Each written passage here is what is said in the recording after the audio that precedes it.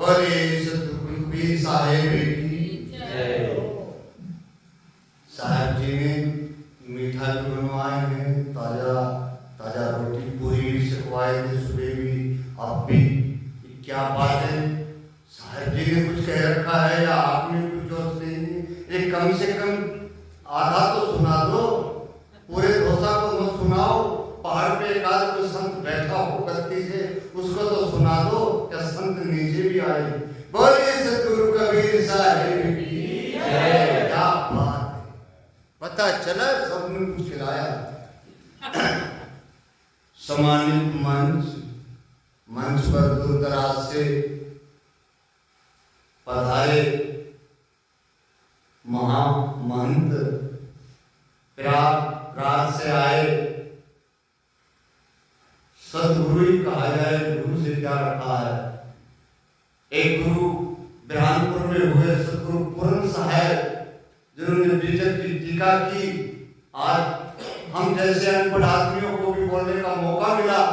उस बीजक की टीका से कुछ संतों द्वारा हमें सुना, कान में धरा, तो आज हम भी यहाँ तक आए हैं आप लोगों की सेवा का भाव लेने के लिए।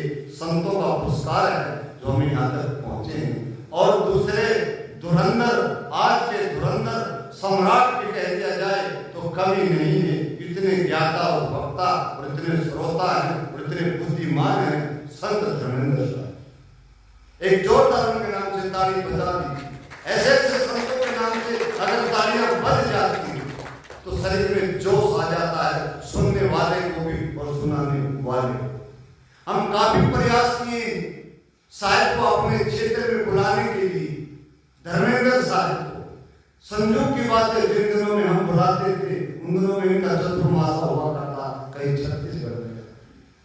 हमें नहीं, इनके जरिए हमें सरनाथ साहब जी मिले रीवा में, उनको हम अपने क्षेत्र में 2 दफा बुलाए। ये पार्टी संतों का तेज ऐसा है, अगर किसी व्यक्ति ने, जरूरी नहीं व्यक्तिगत मानस ही होता पुरुष को कहा जाए कि वो व्यक्ति है, ये माताएं भी व्यक्ति हैं, इच्छा एक नारी, पुरुष और नारी दोनों पुरुष हैं। इच्छा जिसके अंदर बीच में जिस चीज की है वही नारी। तो हमें उनसे इतना भाव मिला, इतना चला, तो जहां तक होता रहा। तो मैं ये संत जी बीजक बहुत सुनाते हैं, बड़े बड़े कवि साहब के लेख सुनाते हैं। मैं बड़ा लिखा नहीं हूँ, संतों द्वारा एक दृष्टांत सुनाऊं, वो मैं आपको सुनाऊंगा। सदगुरु कबीर साहब का ज्ञान बताते हैं, सुना है, विवेक और विचार से चलता। जिनके पास विवेक और विचार है तो सदगुरु कबीर साहब के ज्ञान को पा सकते हैं, अपने जीवन को बिगड़े हुए को सुलझा सकते हैं। अगर विवेक और विचार नहीं है, मेरा मानना यही है, सत्संग सुनो या ना सुनो, सुनो अपने जीवन को सुलझा सकते हैं। इसके ऊपर एक थोड़ा उदाहरण देते हैं, सुना संतों द्वारा, चित्त लगाए के सुनिए।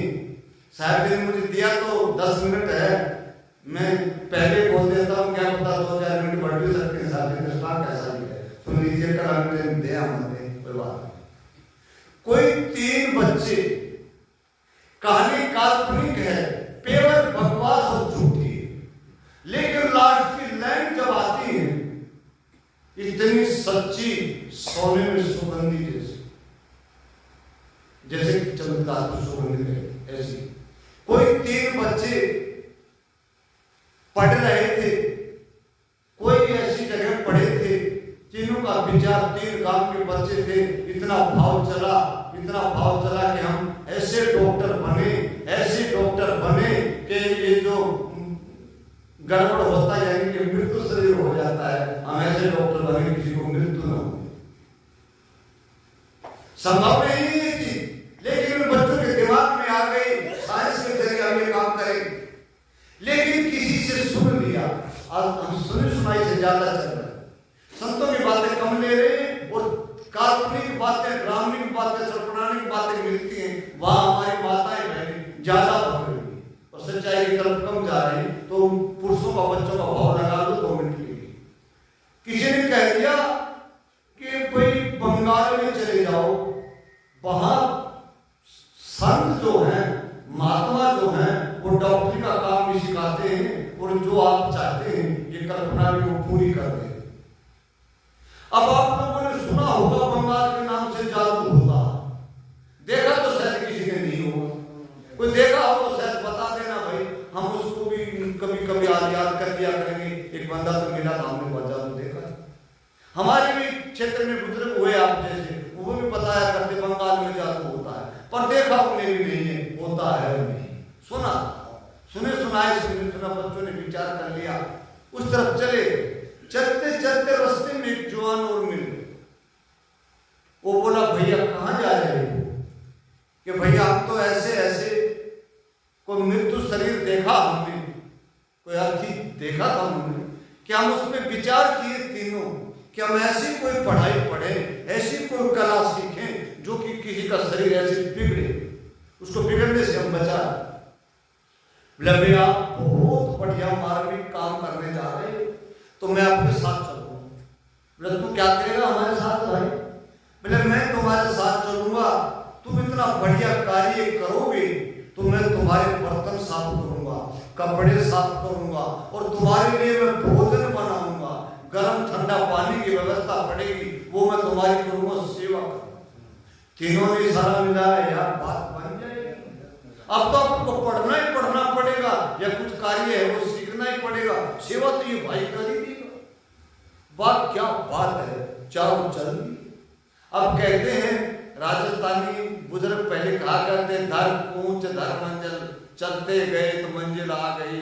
हमारे हरियाणा में भी कह देते हैं ऐसे चलते गए तो आ गई। सिद्धांत ने कहा कि थोड़ा टाइम बीता और वह आगे मंजिल आ गई। सो संत के द्वार चले गए।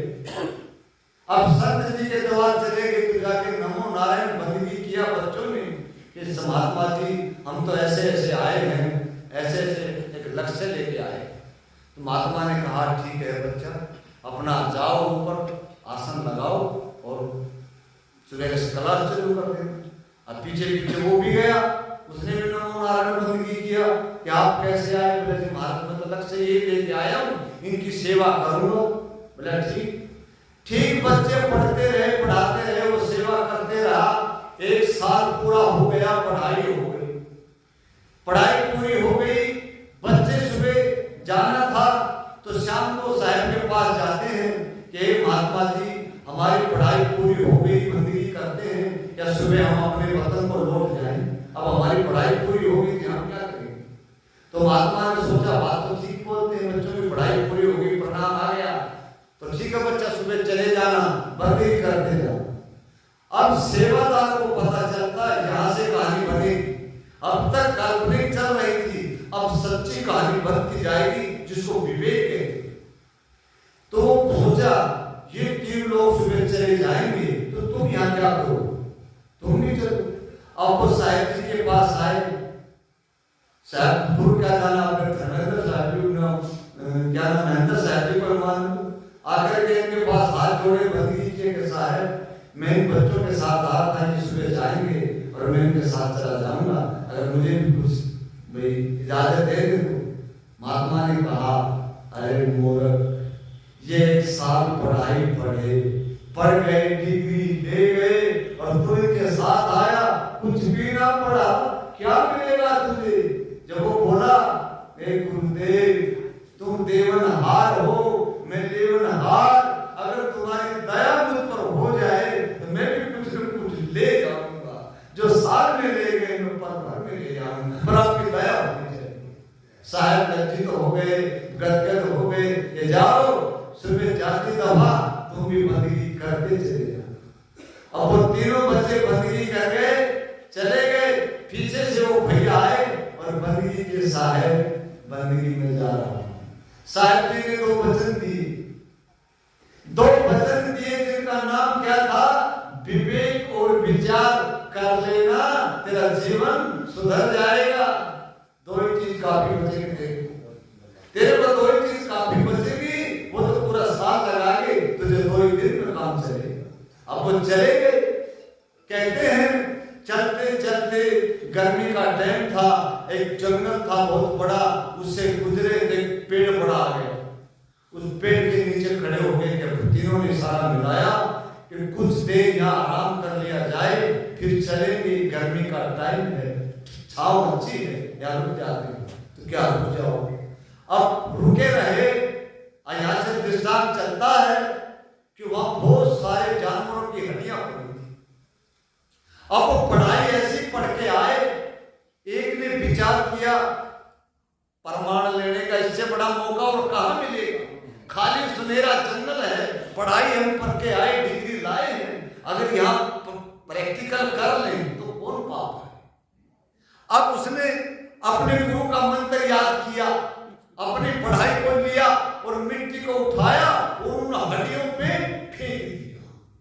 अब सूत्र कहता है, झूठा काल्पनिक में पहले बोला कि सारी हड्डी इकट्ठी होकर के एक ढांचा बन गया, जैसे साहब जी लाए हैं ये मेहंदी में लगा रखा है, ऐसा एक ढांचा बन गया। अब दूसरे ने सोचा ये तो कामयाब हो गया,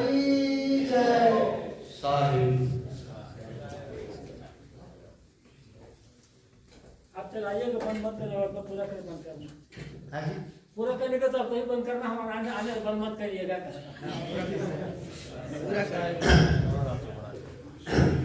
साहेब बैठ जाइएगा, आनंद लीजिएगा। साहेब जी ने इजाजत दिया है तो 2-4 मिनट का बचा हुआ। तो दूसरे बच्चे ने विचार किया कि पहले बच्चा अपनी मंजिल में कामयाब हो गया तो कभी मैं ना पीछे रह जाऊं। दूसरे ने भी मिट्टी उठाया और अपने गुरुजी को याद किया और जो पढ़ाई पढ़ा उसके हिसाब से मिट्टी को उन हड्डी पर फेंक दिया, उस हड्डी का शरीर बन गया। उस हड्डी का शरीर बन गया। इतनी देर में वो कौन चौथा क्या मिला था? विवेक और विचार। वो आया, वो बोला है भाई लोग अपने मंदिर को लो, पहले मुझे आगे जाने दे और इस पेड़ पर चढ़ जाने दे, उसके बाद अपना मंत्र को फूकना, पहले मंत्र मत फूकना। अब वो भैया आगे बढ़े, महाराज 5 कदम 7 कदम 20 कदम 100 कदम, यानी ये आगा तो था, बड़ा पेड़ था, पेड़ पे चढ़ गया और आवाज दिया भैया अब कार्रवाई शुरू करो, अब अपनी कार्रवाई शुरू करो। अब तीसरे बच्चे ने वही काम किया। अब शरीर तो बना हुआ था, वो जिंदा हो गया। कौन? शेर हो गया। जंगल में शेर मिला तो तीनों को साफ कर दिया। तो बचा कौन? बताइए, एक व्यक्ति खड़ा होकर के बताइए गुरु जी के सामने कौन बचा? हाथ नहीं बोल के बताइए। गुरु जी ने भी पता चले कि और भी कोई चिल्लाते हैं तो कुछ सुनते भी हैं, बताइए। नहीं बता पाएंगे। तभी संत लोग सोचते हैं जागे नहीं सोए हैं, जिंदा नहीं मरे, यहां तक भी बोलते हैं बहुत संत, जो जवाब नहीं देता।